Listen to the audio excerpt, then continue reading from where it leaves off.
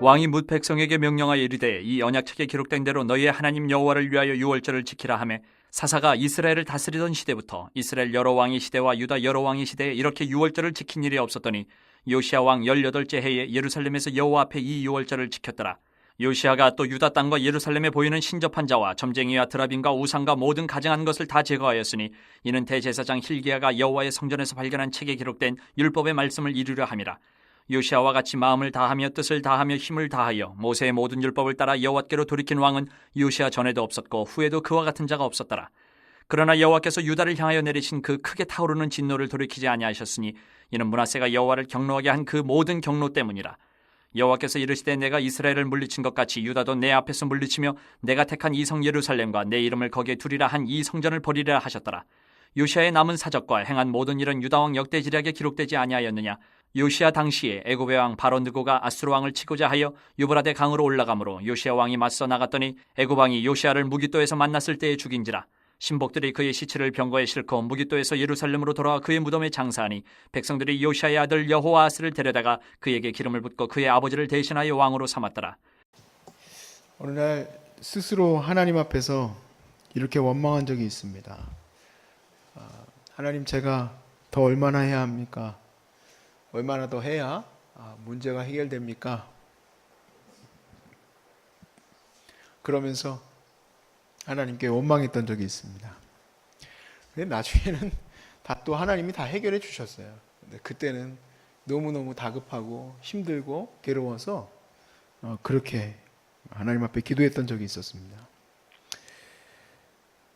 사실 실망이 됐었던 이유가 있습니다. 뭐냐면 나 나름대로는 뭐 하나님께서 기뻐하실지 안 기뻐하실지는 뭐 다 알 수 없지만 하나님 보시기에 기쁘게 살았다. 내가 하나님 보실 때 나름대로 노력은 했다. 그렇게 생각을 했는데 보상이 그에 미치지 못한 것 같은 느낌이 드는 거예요.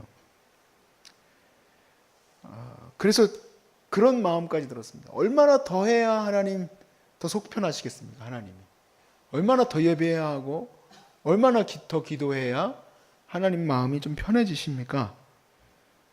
그렇게 제 부족한 모습으로 하나님 앞에 섰던 적이 있습니다. 오늘 이 말씀의 요시야는 하나님 앞에서 최선을 다했던 왕입니다. 정말 이런 왕이 없다 생각이 들 정도로 최선을 다했어요. 그런데 그의 결말은 길거리에서, 뭐 길거리에 죽었다고는 할 수 없지만 무깃도에서 죽었습니다. 왕궁에서 편안하게 죽은 게 아니에요.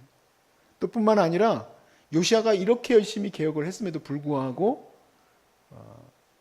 유대는 결국에는 멸망할 수밖에 없는 상황에 놓였습니다. 요시야가 얼마나 더 노력해야지 하나님 마음을 돌려주실까? 요시야를 한번 보세요. 오늘 요시야를 한번 살펴보시면 21절부터 22절까지의 말씀에 왕이 뭇 백성에게 명령하여 이르되 이 언약책에 기록된 대로 너희의 하나님 여호와를 위하여 유월절을 지키라 하매 22절을 같이 읽어봅시다. 사사가 이스라엘을 다스리던 시대부터 이스라엘 여러 왕의 시대와 유다 여러 왕의 시대에 이렇게 유월절을 지킨 일이 세상에 이렇게 지킨 일이 없었답니다. 나쁜 왕이 들어섰을 때부터가 아니에요. 사사가 이스라엘을 다스리던 시대부터입니다. 유월절을 지킨 적이 없어요. 유대도 이스라엘도. 놀랍지 않습니까? 그런데 요시야가 율법책에 기록된 것을 보고는 그대로 시행을 했습니다. 유월절을 지키라 하고 그렇게 열심으로 하나님 앞에 나아갔어요. 그것만이 아니죠. 우리가 앞에서도 많은 정말 종교개혁을 했지만 24절에 보면 신접한 자와 점쟁이와 드라빔과 우상, 이거는 산당이 아닙니다. 완전히 생활 속에 들어가 있는 애들이에요. 신접한 자 어떻게 찾아낼 겁니까? 사울 시대에도 신접한 자를 찾아갔잖아요. 그랬는데 신접한 자, 또 점쟁이, 드라빔, 우상, 그 모든 것을 다 제거했어요. 그래서 25절의 평가를 같이 보시기 바랍니다. 요시야와 같이 마음을 다하며 뜻을 다하며 힘을 다하여 모세의 모든 율법을 따라 여호와께로 돌이킨 왕은 요시야 전에도 없었고 후에도 그와 같은 자가 없었다. 히스기야의 평가는 그 전무후무한 하나님을 의지하는 왕이었어요. 하나님을 그렇게 전폭적으로 의지했었던 왕이 없었다. 근데 요시야는 전무후무한 하나님의 율법을 그대로 수행하려고 했었던 왕이다 라고 지금 평가가 되어 있습니다. 그러나 하나님은 그 모든 공로와 그런 강력한 의지에도 불구하고 유대를 멸망시키는 그 계획을 다시 돌이키지 않으셨어요. 이제 우리가 이 부분을 깊이 바라볼 수 있었으면 좋겠습니다. 바로 뭐냐면 내 공로라는 것이 무엇인가라는 거예요. 내 공로. 나의 공로, 나의 공의, 나의 정의. 과연 요시야만큼 우리가 하나님을 감동시킬 수 있을까? 못할 것 같습니다. 요시야가 왕으로서 해낸 이 엄청난 이 종교적인 개혁을 볼 때에 제 자신은 못할 것 같습니다. 그러나 그는 공의를 또 정의를 나타내는 왕임에 분명했고 또 그 공로가 얼마나 큰지 몰라요. 그거에 비하면 너무너무 작은 나의 공로입니다만 아무리 요시야가 공로와 그 모든 공의와 정의가 정말 대단한 왕이라 할지라도 그는 이스라엘의 멸망을 막을 수가 없는, 하나님을 그렇게 돌이킬 수 없는 그러한 사람입니다. 그러나 여러분, 우리는 누가 하나님의 마음을 돌이킨지 알고 있습니다. 바로 예수 그리스도께서 십자가에서 죽으심으로. 예수님은 죄가 없으신데 우리와 같이 고난을 당하시고 십자가에 못 박혀 죽으심으로 하나님의 진노를 없애신 분이에요. 하나님이 이 세상을 진노하셔서 멸망시키실 것을 없애셨어요. 그래서 그 예수 그리스도의 공로만이, 이 말씀을 통해서 깨닫게 되는 것은 예수님의 공로만이 하나님의 진노를 바꿀 수 있다는 사실을 여러분 믿으시기 바랍니다. 그러므로 나는 내 공로로 하나님 앞에서 자랑할 만한 것이 아무것도 없어요. 하나님, 내가 얼마나 더 하면 되겠습니까? 라고 말하는 것조차가 웃기는 얘기예요. 하나님은 예수님의 은혜로 말미암아, 예수님의 그 공로로 인하여 내게 이렇게 사역할 수 있는 강단도 허락하신 거예요. 이 목사가 설교를 열심히 준비해서 이 목사가 열심히 뭔가 해봤기 때문에 이 자리를 맡기신 게 아니에요. 이 목사 너 그만해 하면 저 그만해야 돼요. 하나님이 가지신 계획을 제가 어떻게 바꿀 수 있겠습니까? 하나님이 은혜 주셔서 제게 예수 그리스도가 이렇게 있다는 사실을 깨닫게 된 거예요. 예수님 때문에 내가 여기 서 있을 수 있는 거지, 예수님 없었으면 저는 진노에, 하나님 진노에, 도끼에 맞아 죽을 만한 인생 아닙니까? 한국에 있는 교회들이 대단한 금자탑을 쌓아서 올려가고 있지만 그것은 교회의 공로 때문이 아님을 우리는 선언합니다. 예수님의 은혜 때문이에요.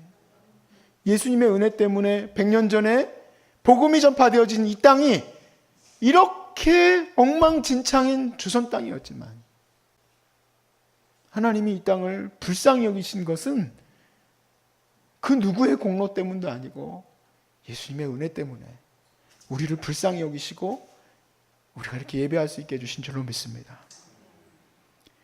결국 내가 이 하나님의 말씀 가운데 내 공로가 무엇인가라는 이 질문 앞에서 내 자신 안을 체크해 볼 수 있는 것은 뭐냐면, 하나님 나한테 이럴 수 있습니까? 내가 얼마나 더 해야 합니까? 라는 마음이 있는가? 아니면 하나님 은혜 때문입니다. 우리는 요시야가 이 정도 했으면 하나님 돌이켜야 됩니까?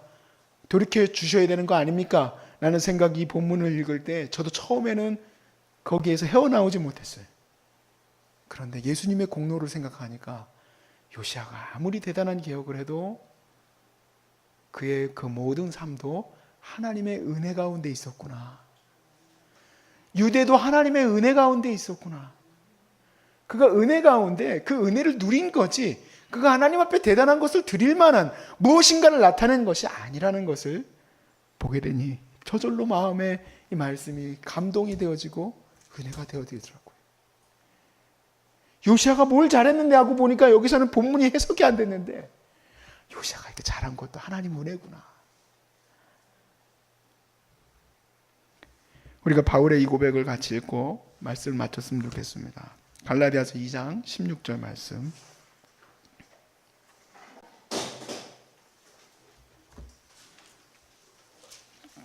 갈라디아서 2장 16절부터 우리가 21절까지 같이 합심해서 읽어보도록 하겠습니다. 16절부터 21절까지 시작. 사람이 의롭게 되는 것은 율법의 행위로 말미암음이 아니요 오직 예수 그리스도를 믿음으로 말미암는 줄 알므로 우리도 그리스도 예수를 믿나니 이는 우리가 율법의 행위로서가 아니고 그리스도를 믿음으로써 의롭다함을 얻으려 함이라. 율법의 행위로서는 의롭다함을 얻을 육체가 없느니라. 만일 우리가 그리스도 아래서 의롭게 되려 하다가 죄인으로 드러나면 그리스도께서 죄를 짓게 하는 자냐? 결코 그럴 수 없느니라.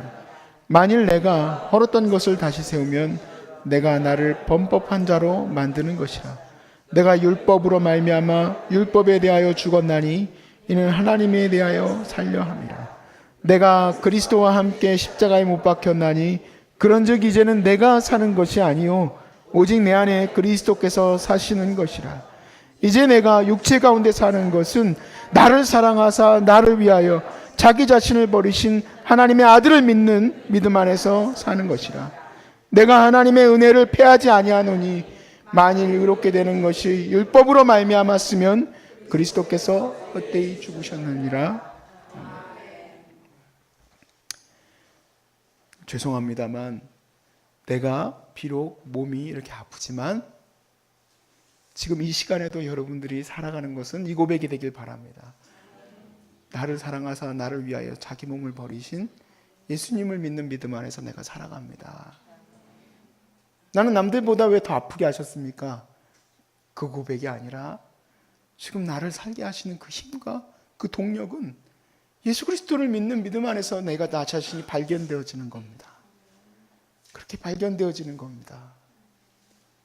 나는 남들보다 더 뛰어난 목사가 되고 남들보다 더 빨리 나아가는, 더 빨리 유학도 하고 더 빨리 뭔가 가는 것에 내 자신을 몰아갔었던 목사인 것을 솔직히 고백을 합니다. 더 빨리 가고 싶었어요. 이성일 목사가 제일 잘하고 있다라고 듣고 싶었어요. 그럴수록 내 자신은 더 분노 가운데 더 휩싸이게 되고, 그럴수록 내게 닥쳐오는 것에 만족이 없고, 그럴수록 감사가 없고, 그럴수록 내 자신이 한계에 끊임없이 부딪히는 걸 느끼고, 그런데 그리스도 안에서 발견되면 아무것도 아니라는 것을 오늘 이 시간 고백을 합니다. 나 때문에 세상이 바뀌는 것도 아니고, 나 때문에 뭐가 어떻게 되는 것도 아니에요. 그런데 내게 기회를 주셨어요. 찬양할 기회, 예배할 기회, 내게 전도할 기회, 말씀 전할 기회. 어떻게 이런 것이 주어졌을까? 예수님이 날 사랑하시기 때문에 오늘 저와 여러분이 여기에 이 모든 것을 누립니다. 때로는 부족한 것을 여러분이 느끼실 때도 있고, 때로는 왜 이것밖에 되지 못할까 하는 괴로움이, 우리 가정은 이럴 수밖에 없을까, 그런 괴로움이 될 수 있습니다. 하나님 나를 미워하셔서 이렇게 나를 이런 상황 가운데 내버려 두셨습니까? 아닙니다. 주님이 날 사랑하셔서 이곳에 나를 두셨습니다. 주님이 날 사랑하셔서 그 남편, 그 아내를 주셨고, 주님이 날 사랑하셔서 그들을 위해서 기도하라고 내게 그 자리를 맡기셨음을 여러분 오늘 이 밤에 하나님과 깊은 기도의 시간을 통해서 만나실 수 있기를 바랍니다.